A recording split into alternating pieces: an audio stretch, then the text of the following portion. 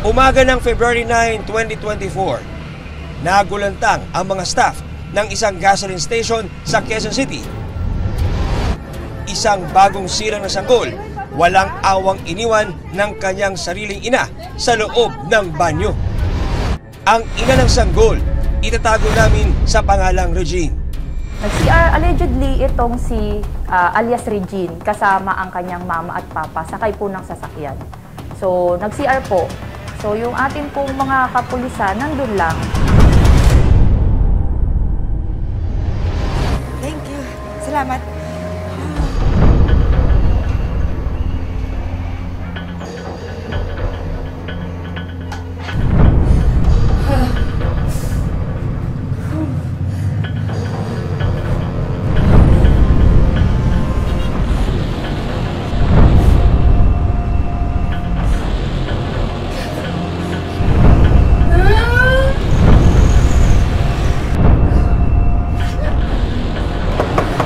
Miss, pakibilisan naman.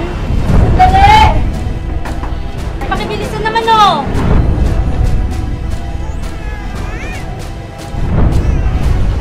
Miss, pakibilisan naman. Sandali lang ho!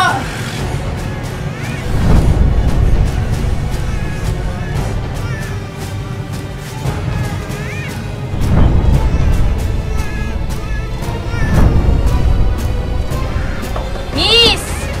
Pakibilisan naman, naiihi na ako. Matapos ang halos 20 minuto, lumabas si Regine mula sa banyo. Sorry ate.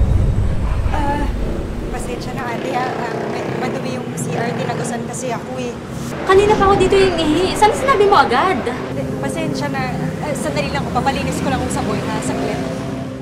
Sinabihan niya po itong si kasunod niya na huwag ka munang mag-CR dito kasi medyo messy. So narinig po ng ating kapulisan yun, nagpatawag po sila ng maglilinis.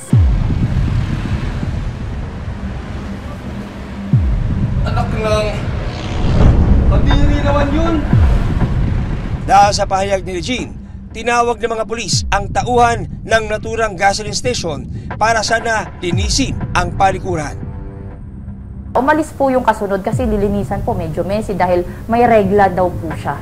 So nakita naman po ng kapulisan natin may dugo nga po sa kanyang puwet pero hindi po ganun karami. Tinawag po nila yung ating maglilinis. Sir! Sir! Pinagyan ko ng sanggol dito! Pero hindi lamang basta mga bakas ng dugo ang kanilang natagpuan.